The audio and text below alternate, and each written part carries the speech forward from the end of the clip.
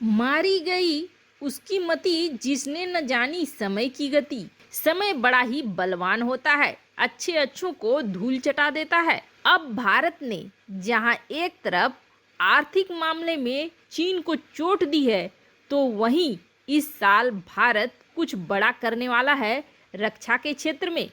और भारत की सेना में अब वह मिसाइल शामिल होने जा रही है जिसकी मारक क्षमता और रेंज हमेशा चीन को डराती रही है। तो वहीं अपने कार्यकाल के पहले दिन संयुक्त राष्ट्र सुरक्षा परिषद में क्या हुआ भारत के साथ, अग्नि 5 को लेकर सरकार ने लिया बड़ा निर्णय। आइए जानते हैं इन खबरों को विस्तार से। जितनी चालाकी के साथ इधर के कुछ दशकों में चीन ने अपनी अर्थव्यवस्था को इतना मजबूत कर लिया कि आज वह अमेरिका को भी टक्कर देने को तैयार हो रहा है, उसका सबसे बड़ा कारण यह है कि उसने अपनी आर्थिक नीति को उस दिशा में मोड़ कर रखा जिस दिशा में आने वाले समय में मांग बढ़ने वाली थी, जैसे कि इलेक्ट्रॉनिक्स सामान, स्मार्टफोन और जितने तरह के इलेक्ट्रॉनिक गैजेट हो सकते हैं उन सब पर चीन का ध्यान रहा। हुआ भी ऐसा ही, चीन के सामान धीरे धीरे पूरी दुनिया में छाने लगे। चीनी स्मार्टफोन अपने लिए बड़ी जगह बनाने लगे, लेकिन अब उसके लिए असली वाली समस्या शुरू हुई। जैसे ही उसने भारत के साथ पंगे लिए, भारत के नीतिकार भी अब ऐसी नीति बनाने लगे जो चीन को न सिर्फ सैन्य शक्ति के रूप में झटके दे, बल्कि आर्थिक रूप से भी चीन को बड़ा वाला झटका मिले। अब इस क्रम में शुरुआत भी हो गई है। दरअसल भारत लिथियम का बहुत बड़ा खरीदार था चीन का, और चीन की कंपनी करीब 46% लिथियम बनाती थी जो कि दुनिया भर के देशों को बेचती थी। लिथियम का इस्तेमाल हर इलेक्ट्रॉनिक गैजेट में करीब करीब होता ही है। स्मार्टफोन से लेकर बड़े ट्रक की बैटरी तक हर जगह लिथियम का बहुत बड़ा खपत और इस्तेमाल है। अब इस क्षेत्र में भारत चीन को बड़ा झटका दे रहा है। इंडियन एक्सप्रेस की एक रिपोर्ट के अनुसार NALCO, Hindustan copper and mineral exploration limited जैसी 4 कंपनियों ने मिलकर एक कंपनी बनाया है जिसका नाम है खानजी विदेश इंडिया लिमिटेड, जिसने अर्जेंटीना के एक फर्म के साथ लिथियम के उत्पादन के लिए करार किया है। जिस प्रकार से भारत इस मोर्चे पर चीन के वर्चस्व को खत्म करने पर जुटा हुआ है, वह चीन के खिलाफ उसके आर्थिक नीति का बहुत बड़ा हिस्सा है। चूंकि लिथियम इलेक्ट्रॉनिक का भविष्य माना जाता है, भारत की ये नीतियां चीन को उखाड़ फेंकने के लिए ही बनाई गई हैं। वैसे आपको बता दें, आमतौर पर भारत के पास चीन की तरह लिथियम का कोई भंडार नहीं है, लेकिन अब भारत लिथियम के लिए चीन पर निर्भर नहीं रहेगा। इसके लिए भारत ने दक्षिण अमेरिका के लिथियम ट्रायंगल यानी कि लिथियम के भंडार के मामले में दक्षिण अमेरिका के 3 प्रमुख देशों चिली, बोलिविया और अर्जेंटीना से लिथियम की जरूरत को पूरा करने का अपना प्रबंध कर लिया है। और बात यहीं तक नहीं रुकी है, उत्पादन और प्रोसेसिंग के लिए भारत, जापान और ऑस्ट्रेलिया तीनों मिलकर काम करने वाले हैं। जापानी कंपनी सुजुकी मोटर कॉरपोरेशन ने तोशिबा और डेंसो के साथ मिलकर एक जॉइंट वेंचर बनाया है, जिसके अंतर्गत भारत के गुजरात में स्थित देश का पहला लिथियम बैटरी उत्पादन केंद्र भी शुरू होने वाला है। और ऑस्ट्रेलिया का साथ आना भारत के लिए बहुत ही महत्वपूर्ण है, क्योंकि ऑस्ट्रेलिया के पास लिथियम भंडार की कोई कमी नहीं है।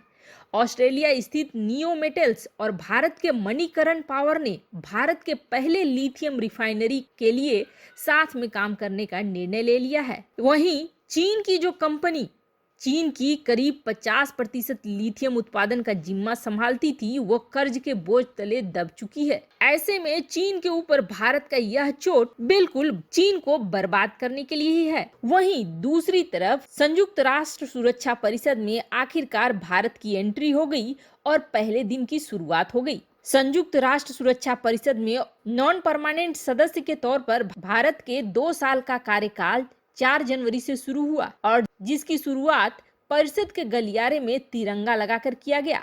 भारत के झंडे के साथ ही 4 और नॉन परमानेंट मेंबर्स के राष्ट्र ध्वज भी लगे। संयुक्त राष्ट्र में भारत के परमानेंट प्रतिनिधि राजदूत टी.एस. त्रिमूर्ति ने तिरंगा झंडा लगाया और एक छोटा भाषण भी दिया। वैसे आपको बता दें, भारत अगस्त 2021 में संयुक्त राष्ट्र सुरक्षा परिषद की अध्यक्षता भी संभालेगा और इसके बाद 2022 में 1 महीने के लिए अध्यक्ष रहेगा। भारत के साथ नॉर्वे, केन्या, आयरलैंड और मेक्सिको यूएनएससी के नॉन परमानेंट मेंबर बने हैं। वहीं बड़ी खबर आ रही है भारत के रक्षा क्षेत्र से। जहां सरकार बड़े फैसले लेने वाली है। दरअसल डीआरडीओ ने पिछले कुछ ही महीनों में 30 से ज्यादा मिसाइलों का सफल परीक्षण करा है। अग्नि 5 को लेकर भारत की सरकार ने ले लिया है बड़ा फैसला। आपको बता दें, अग्नि 5 मिसाइल की जो रेंज है उसके अनुसार भारत चीन के किसी भी लोकेशन पर हमला कर सकता है और सटीक निशाना लगा सकता है। अग्नि 5 के होने का मतलब है कि भारत दुनिया का वो चौथा देश है जिसके पास इंटरकॉन्टिनेंटल मिसाइल है और जिसकी रेंज 5000 किलोमीटर से ज्यादा है। भारत सरकार ने पहले भी अग्नि 5 को अपनी सेना में शामिल करने का विचार किया था, लेकिन उस वक्त इतनी तेजी नहीं दिखाई गई थी। जैसे ही भारत और चीन के बीच तनाव बढ़ता जा रहा है, उसे देखते हुए अब फास्ट ट्रैक मोड में अग्नि 5 को भारतीय सेना में शामिल करने का निर्णय ले लिया गया है। वैसे तो कई तरह के परीक्षण अग्नि 5 के साथ अभी भी चल रहे हैं, लेकिन अपने स्ट्रेटेजिक लोकेशन में भारत अब अग्नि 5 मिसाइलों को तैनात करने के लिए ऐलान करने वाला है। अग्नि 5 इतना ज्यादा मोबाइल और फ्लेक्सिबल है कि इसे किसी भी शॉर्ट नोटिस में तुरंत बनाया जा सकता है और डिप्लॉय किया जा सकता है। और अब भारतीय सरकार इसे सेना में शामिल करने के प्रोसेस में लग चुकी है। आने वाले 2 से 3 महीनों में ये भारतीय सेना में दिखने लगेंगे और भारत के स्ट्रेटेजिक लोकेशन में तैनात भी मिलेंगे। अग्नि 5 मिसाइलों की ये तैनाती चीन के इंटरकॉन्टिनेंटल मिसाइलों की तैनाती के जवाब में किया जा रहा है, जिसे दिखलाकर चीन पूरी दुनिया को डराने की कोशिश करता है। वैसे इस मिसाइल के सेना में शामिल होने का मतलब पाकिस्तान तो वैसे ही घर में दुबक जाएगा।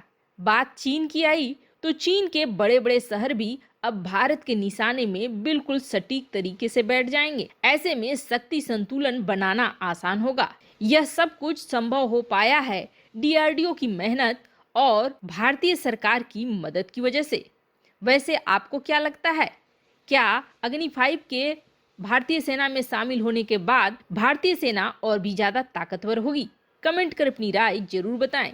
जल्द मिलते हैं अगले वीडियो में नई खबर के साथ।